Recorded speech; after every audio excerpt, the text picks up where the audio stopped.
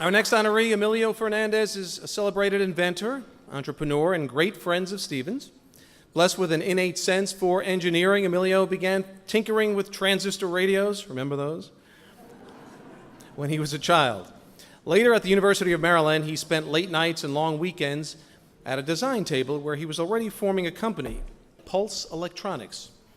Since his Terrapin days, Emilio has become an innovator in the railroad industry, published more than 25 patents, formed an investment firm, and supported many startups. Emilio came to Stevens after becoming friends with President Favardin when Nariman was dean of Maryland's Clark School of Engineering. When Nariman moved to Castle Point, he started telling Emilio about Stevens. Emilio was impressed and intrigued, and his experience and expertise made him an ideal fit to become a member of the Board of Trustees. So in addition to enriching the board with his insights, Emilio envisioned a program called iSTEM. The I in iSTEM stands for instinctive, and the program identifies high school students who have a natural ability for engineering, the potential for innovation, and some daring for entrepreneurship. Upon enrolling at Stevens, iSTEM students receive a unique academic support system, plus coaching on how to design products, file patents, and start and scale companies. For Emilio, iSTEM is a way of passing a torch to a new generation. He is lighting the way for Stevens students who are spending their own late nights at a design table. Indeed, Emilio has found his own place at Castle Point. For his engagement, enthusiasm, and generosity, let us thank Emilio Fernandez with the Friend of Stevens Award.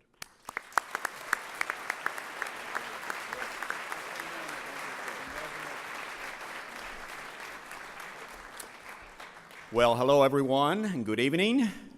It feels great to be here tonight among so many friends and associates of the Stevens Institute. It's truly, a great moment for us. But before I go any further, I would like to, since we're speaking of friends, I would like to introduce some friends that are here with me tonight, about 11 or 12 of them. And some of them have come from faraway places. Dr. Luis Grau Gomez has come all the way from Madrid, Spain. And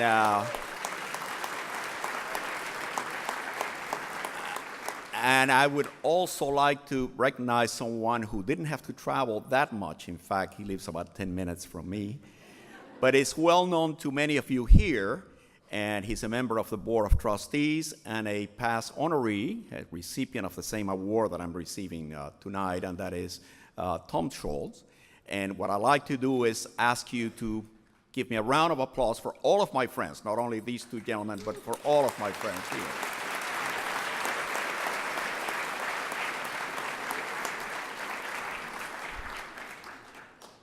It is a very special moment for me tonight, and there is a very personal story that I would like to share with you tonight, but one that I believe fits the moment squarely.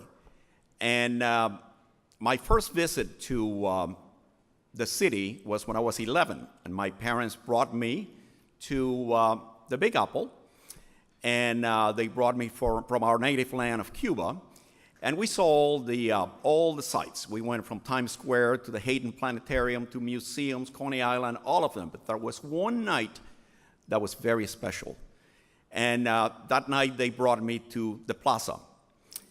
And I remember as a child going up a number of steps and someone opening a very massive door. It wasn't a revolving door, but it was a massive door that opened up to a vestibule full of flowers and music and well lit.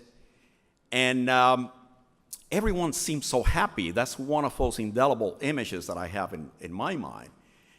Then my dad took me around the building until we came to a big room. He cracked the door so that I could look inside. And although I cannot be absolutely sure, I believe that room is this great ballroom where we are tonight. And so we look inside, and I found a dinner party with ladies in beautiful, colorful gowns. I found a gentleman in very boring black and white uniforms. And there was a gentleman speaking at the time, and I was witness to one of the strangest ceremonies I have ever witnessed as of that time, where everyone, I don't know what he said because I didn't speak the language, but at one point, everyone raised their glass up in the air, and I could swear they were going to splash each other. And then they drank the stuff. Well, the gentleman stepped down, and music was flowing through the room, and it was a very quiet and loving moment. And at that point, my father looked down on me and basically whispered, "What do you think?" And I said, "I like it here. I like it very much." So then he came down to my ears and my ear and whispered words that have been resonating with me tonight. And he said something to the effect that if you apply yourself in school, and if after college you work really, really hard and smartly, someday someone may invite you to a dinner party at this place. So I want to thank you. I've been waiting for many years. Thank you so much for inviting me here. Good night. Let us enjoy the rest of the evening.